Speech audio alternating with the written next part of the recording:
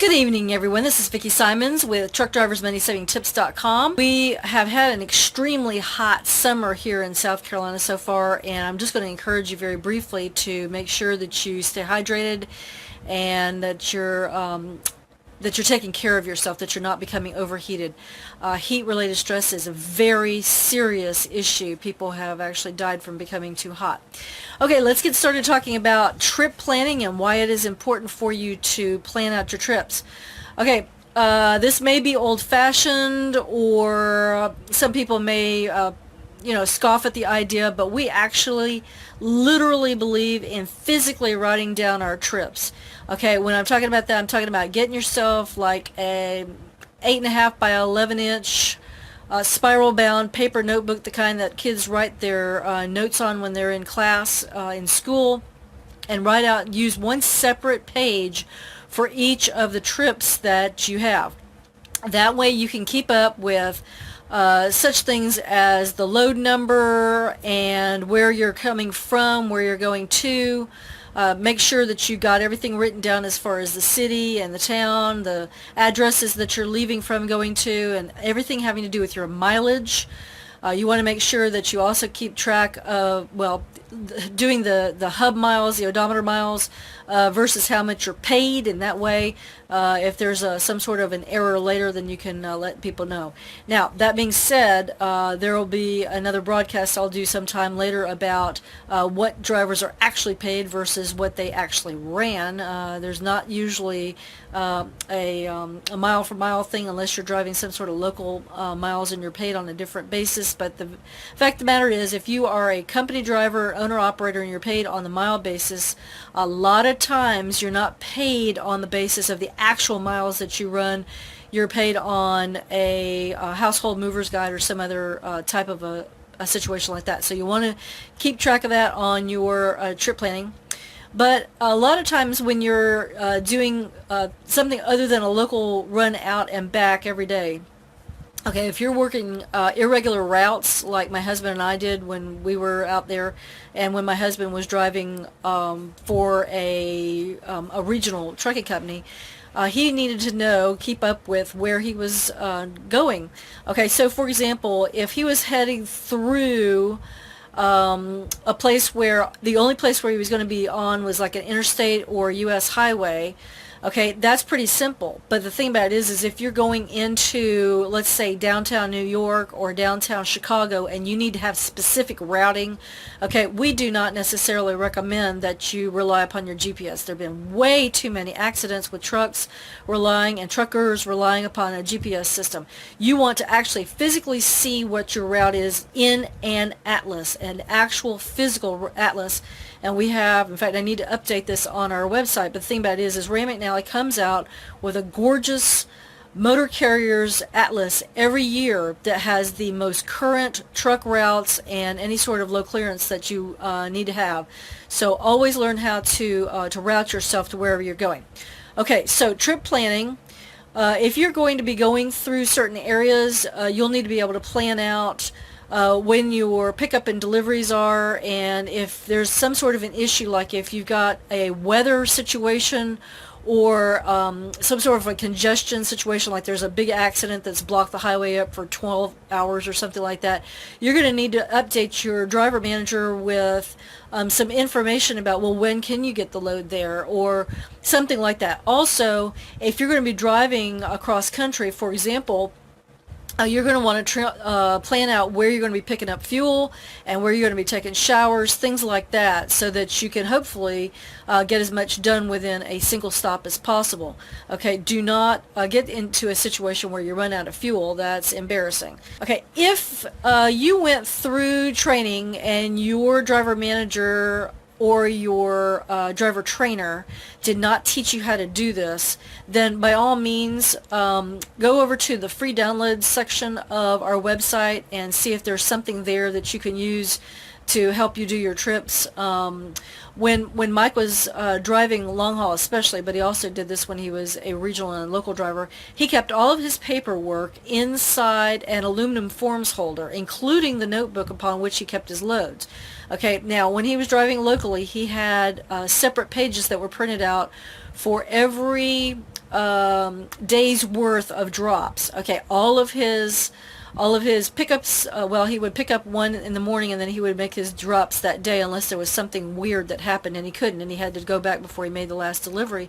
And that depended upon when the customer could or could not see him. Okay, another thing is you want to keep up with any sort of problems that you had with a pickup or delivery. If you were delayed in the docks, you want to make sure that you write down the times in and times out. Now, I realize that if you're communicating with your company, with Qualcomm, okay, you're probably going to have like an arrived at shipper and arrived at a receiver, when you're done getting loaded, when you're done getting unloaded, things like that.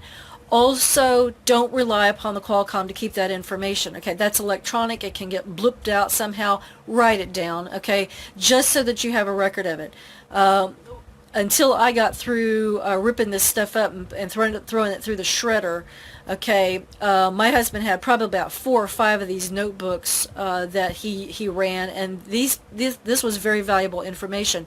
And if you become an owner-operator that is specifically dealing with various types of customers, and you've established a relationship with these customers, you will want to have a way of going back into your notes in case you become like an independent or something, to be able to service these customers. And that way you can go back and say, hey, look, I'm so-and-so. I used to make deliveries for XYZ company, and now I'm with ABC company. I'm doing my own stuff, and I'd really appreciate the opportunity to be able to service your needs. Is there a way that I can put in a bid for, carrying this kind of freight for you, that kind of thing.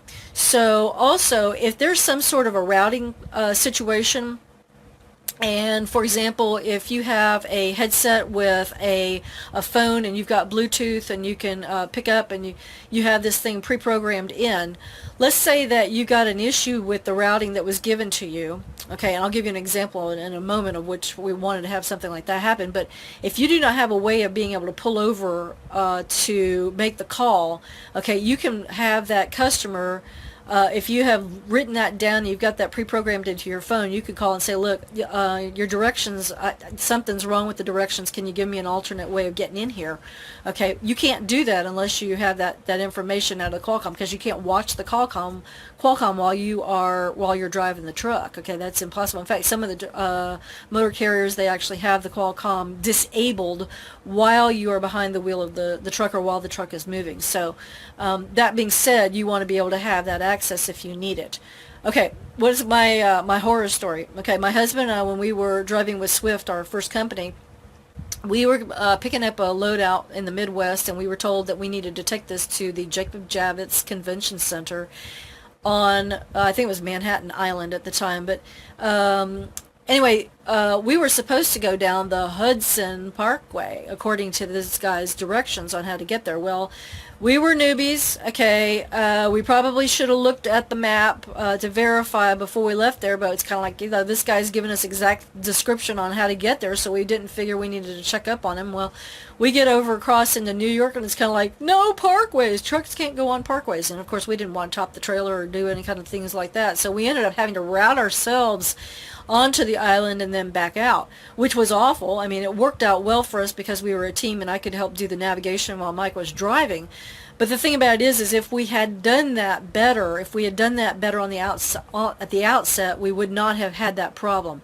We relied too much on the shipper's directions instead of doing the truck directions, okay? So if we had done a proper trip planning from the beginning, okay, we would not have had that problem. So please do not repeat our error, okay? Do your trip planning. Okay, another issue that you may come across is that you may have in your fuel network, for example, if you have a specific type of truck stop where you are your network, okay, if you're saving, say, 2 cents a gallon on fuel, at a particular network, then you'll want to be able to route yourself through the area where you could get the best fuel mileage. And that's only going to happen if you write down your trip and you plan this stuff out in advance. Okay, if you are a team driver, make sure that you communicate this with your team member, okay, and so that they're not flying blind. Okay, you're tired, you're going to go to bed, you're going to be in the sleeper for 8 to 10 hours. You don't want to be awakened in the middle of your sleep by a team member who's kind of like, no, what was that route again? I'm going to be covering this probably in greater detail or some different aspects of trip planning in future broadcasts. If you have a question about this, please feel free to comment below or send us an email through our website, TruckDriversMoneySavingTips.com, and we'll be glad to get back in touch with you about that. Okay, one last tip before I leave you.